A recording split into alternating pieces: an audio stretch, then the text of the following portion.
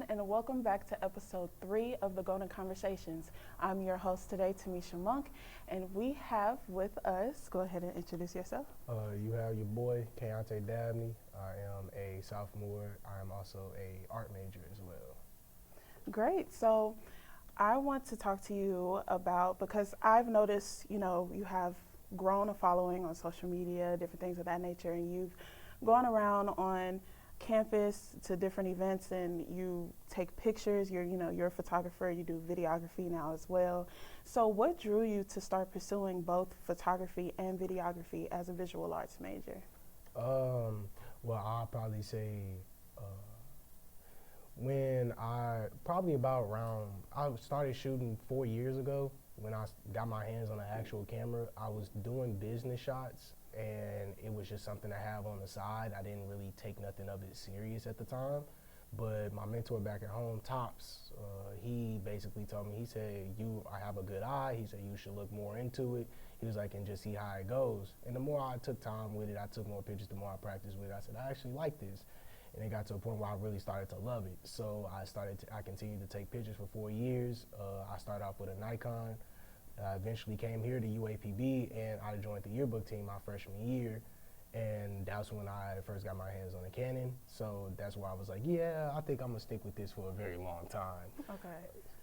So with that, you mentioned that you were part of the yearbook club and different things of that nature. So would you say that that UAPB helped you, spark your passion a little bit more? Yeah, most definitely. UAPB, especially the yearbook team, Jermaine and everybody that's on that team, they did help me immensely with what I was trying to do. I wanted to get better with the camera, and that I did. I was put in a lot of situations where I had to learn. I learn better when I'm in the field than just to sit on the side and watch. So being able to shoot at certain school events, it gave me a chance to broaden my horizon, to be able to know what I actually like to shoot and what I am capable of shooting. So I do portrait photography. I like taking pictures of people, but I never had a problem taking pictures of nature, or if I go on a walk, I'll take pictures. Even with recording videos, I also do that as well, just to get random B-roll at times, because I just find it that interesting. Okay. So would you say that you started your craft right when you were a freshman, or did it start before that? It started before I got here. It's just when I got to UAPB, it just boosted it up more. Mm-hmm. I feel like I took the time when I was back at home trying to actually understand it, and I was sitting and learning and studying, like, oh yeah, what's ISO, what's aperture, what's shutter speed, and it took me a minute, because Tops most definitely was like, hey, you got to learn this, that, and the third before you even try to jump into this. So he wasn't trying to just throw me in the deep end, but he kind of did, but he gave me some help along the way. But it worked though, because now I can sit here and take everything he taught me, and I'm teaching other people as well. Okay, that's amazing. So do you have like a good relationship with your professors, and what classes really helped you build your passion, your craft? Well, most likely my art classes. But most of the time I was always taking pictures on campus. Like, if you saw me on campus, I have my camera on me. But I know when it came to my art classes, it gave me more of an idea of like, yeah, you could do this, that, and the third. It's good, but then you could do this, that, and the third to make it better. Mr. Fields, he's a great teacher, great support, great mentor. He gave me a couple of advice on Women's History Month video that I shot a couple days ago. If you've seen it on my Instagram, you know.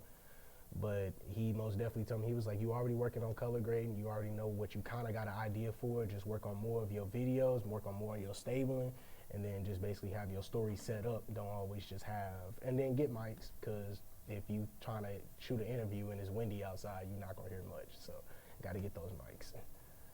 So can you share a bit about your process of taking pictures, editing, and posting them on your social media? It was, at first it was just something, because when you have an Instagram page and you have something that's for your passion, like some people will have like jewelry pages, art pages, things of that nature.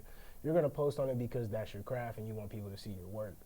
I didn't really care as much as a point where it wasn't getting a lot of likes, because that was just me just posting my stuff. It was like whoever actually liked it, they liked it. I didn't really necessarily trip off of it. But I know that working more and more on it, it was like the more I was getting into photography, the more I was like, I have to post, I have to stay on top of this, because I'm sitting on a bunch of content that, a lot of y'all on campus haven't even seen. So I be working on it every now and then. Okay, so with the events that you go to, because sometimes being on campus, we have one event after the next after the next. Yep. So I see you with your tablet and different things of that nature. So how do you push out the photos so fast? So, I mean, Can it Connect is a blessing because it really, you could just sit here and just connect it Bluetooth to your camera and then just get all the pictures onto your phone. Now, when it comes to videos, I had to get me an adapter for my iPad so I can be able to put the SD card in there and get the videos off there as fast as I could.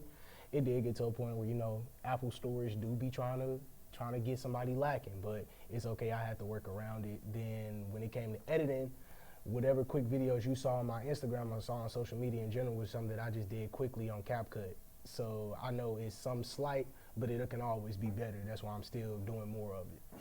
Okay. So how do you balance photography and videography while being a full-time student?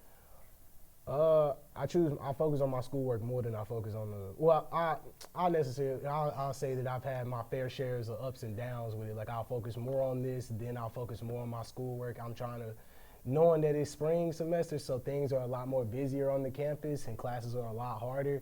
It's kind of like, it gives me an opportunity where it's like, all right, you have to figure out a balance or it's gonna be off tilted and you're not gonna get as much done as you want to get done. So I try to stay focused on my classes, but then at the same time, I still try to put that same time and effort into my photography and videography. Okay, so since being a freshman and, now and gaining your following, different things of that nature, what challenges have you faced? Like, whether it be in your classes, whether it be like growth, and how did you overcome them? I mean, social media, when people will sit there and support me and be like, oh yeah, this is tough, like keep doing what you're doing, keep up with your craft, I accept the support. I always am open to creative criticism as well. I never turn down if somebody would be like, well, you could have did this, that, and the third, and I'll think about it, be like, you know what, maybe that would have worked. Maybe that would have been better. So I try to keep an open mind about things, and if people have ideas or people have creative ideas, I'll, take it into consideration. Okay. And sometimes I'll host projects. Maybe some people don't show up, maybe some people do. I don't necessarily like to dwell on it. I just take what's given in front of me and I work with it, and I try to make something out of it. Okay, so when did you take on videography? I took on videography about December of last year. Okay. So Tops back at home was like, okay, you doing good with the camera, but now we about to put videography in your arsenal, because he's been doing it for years. He's been doing photography, he's been doing videography for 2-3 decades. So it's like, I bet. So he's trying to take everything that he learned and what he had to learn on his own, he's teaching me, so I can sit here and learn this, and I can teach people that's up under me and teach other generations that below me that actually want to pick up a camera. That's dope. So would you say do you find yourself leaning more towards photography or videography, or are you finding a love for them both equally now? I've been having a lot of fun with videography lately. Okay. I always will love photography, but I know that I'm gonna end up messing with them both equally. Yeah. But I know right now I'm having a lot more fun with it, because not like you could tell a story with a picture, but like at the same time, it's like you have video evidence of this event that's happening on this monumental day. Like, oh yeah, we just had some event that happened on campus where this, that, and the third happened. A special celebrity came out. I have pictures and videos of evidence to prove that. So it's like memories. I like having memories. I like having the idea of like, oh yeah, this is my stuff from college, and I can show somebody. Like, oh yeah, this is what your dad did in college. This is all the videos, all the events we had, and it was cool. So. Okay, that's amazing. So thank you so much. This was the first segment. Thank y'all so much for watching, and join us in the second segment where we're gonna take a deep dive into being a UAPB student and how he came about having his own studio on campus. So that's amazing. And join us for that. Yes, sir. Hey everybody, and welcome back to segment 2, where we're going to talk a little bit more about you having a studio. So recently you said that you were able to have your own space where you get to do your photography and different things of that nature. So how did that come about, having your own studio? I ain't gonna fake it to you. It came in the right time. I just put a flyer out for Valentine's Day for the photo shoot for Valentine's Day. And I saw other photographers, they had the same idea. I was like, you know what? I was like, I might as well do the same thing, get myself out there. So I was able to I came to class one day and I was sitting in this room and I was literally just like, okay. And I looked back there and I was like, I see a backdrop back there. I said, is that a studio room? It was like, well, we just got the room back open. We just cleaned it out, whatever the case. We just had some stuff a little set up in there. And I was like, well, can I use this space for whenever I need to do shoots or whatever the case may be? And they was like, yeah. So they was like, just let me know a time and a date. And then it was like, we'll most definitely just leave it open to you so you can be able to, take your pictures and do your work. And to me, like, what I do is work. Like, outside of school, that is my job. So to have the school help with my job, it impacted me a lot because it gave me a lot more chance to be like, okay, I can work on my lighting more, I can work on my flash more, I can actually have more creative ideas and have a room where I can be able to put them creative ideas out there and have people that will be able to, be cool with it and see the same expressive creativity that I have. So it most definitely helped me a lot, and it just gave me more of a chance to get better at what I'm doing because by this time, by my senior year, I'm gonna be the coldest photographer on this campus. We got Nunu, we got Steven, and we got Braylon. I'm next up in line. So the school is most definitely helping me get to that point. So you would agree that if it feels like UAPB is invested in your craft, okay, that's amazing. Most definitely. The art department always strive for the art students to go beyond what they really can do. They always even though they'll critique us because that's how it goes. Like nobody don't ever sit here and be upset or be mad because, they critiquing us too hard. No, they're critiquing us because it's real. Like that's how it is in the real world. People gonna critique you for the small things, and some people may critique you for the pettiest things, but they'll sit there and critique you about it, and at the end of the day, it's either you do it or you don't do it. So it's a push. It's a push, but it's also they give you support on the side, but they also is still pushing you to be better. So do you see a significant difference within your work ethic from your freshman year to now? Oh yes, yes, most definitely. Okay. I was nervous coming to college doing art classes because I did digital drawing for so long that I felt like I lost my taste when it came to drawing on pencil and paper. So coming back here, I realized Mr. Fields was like, you're a perfectionist. It's okay. Calm down. Just go through with what you're doing and just take your time with it, take it bit by bit. And it was hard at first, but I was able to understand where he was coming from, and it also gave me a chance to not hold myself so much with my art to be like, it's not perfect enough, it's not this, it's just make it to what you want it to be, and if you know there's something that could be done better, ask for help. It don't hurt to ask for help, especially when it comes to art. So if somebody feels like you could do this better, then try to look at it, because at the end of the day, it might actually make your work better. That's why I be always open for open criticism, because I like to take criticism and be able to okay, what can I do to make it better, or make it seem a lot more real than what it is. Right. So it seems to me like with being a student at UAPB and being a visual arts major, they provide you with the resources that you need, even on top of the resources that you already have. Most definitely. So how has having the studio space, whenever you need it, whenever you need it to be open, helped you further your success? I mean, all I do is just sit here and ask my good old teacher, Mr. Wright, just be like, Mr. Wright, am I able to use the space for today? He's like, yeah, most definitely what you need for. I was like, well, I have a shoot today at this time, from this time to this time, and then I'll be gone. And he'd be like, all right, bet, I'll leave the door unlocked for you.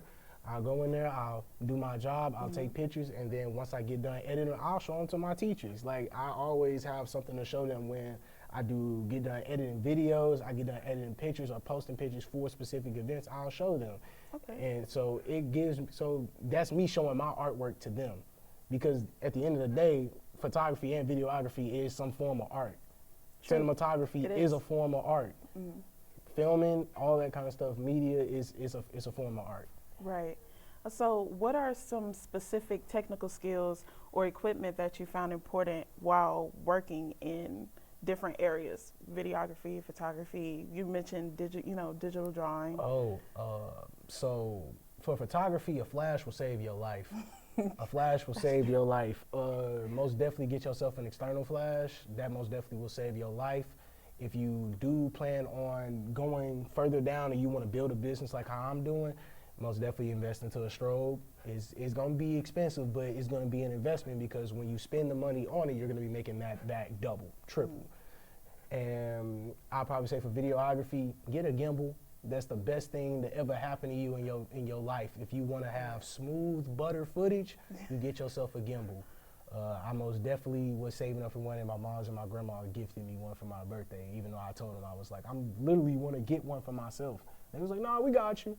Didn't even know they was getting it for me, so most definitely that. And softbox lighting as well, if you're trying to do like just little stuff to do in your own room, like if you testing with yourself, most definitely like trying to figure the flash out and everything on your own accord, softbox lighting works as well, and yeah.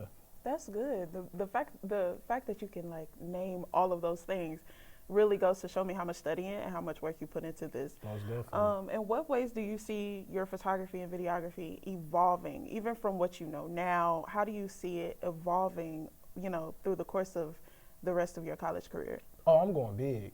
Okay. It's go big or go home, and I'm not going home. So I plan on basically making my I plan on basically going to the top with this photography and videography. I want to be just like my mentor Tops, because he sat there and he did that for years, and he did it all on his own, and he took his knowledge and he passed it down to me. So now I want to be, he's my inspiration, because I want to get to a point where I can take everything that I learned from him and teach it down to somebody else, and they can take that and teach it down to somebody else. It's just a path. It's like it gives kids a reason to have something to do, and then also develop a craft that they will probably end up loving, or something that's just a hobby that they might take it into consideration of making something big out of it. Right. It's always a story to tell with any type of hobby or craft that you have. So that's why with this, I'm trying to literally be the best photographer on this campus. Then I want to go on to be able to be the best photographer. So if I know that people need a grad booking, or people need probates, or people need a professional birthday shoot or studio shots for any type of event, they know to hit past Candace up, the first person. That's why I'm trying to go big, because there is no going home. It's only to the top. Okay, that's an amazing perspective to have. So you mentioned inspiration. So what inspirations do you have like now, and then what inspirations did you have as a kid?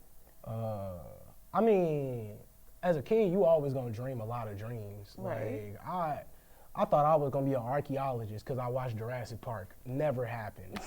Because I'm not finna get out in the field and dig up bones. They some real troopers for that. They some real troopers. But I knew that I was always gonna be an artist.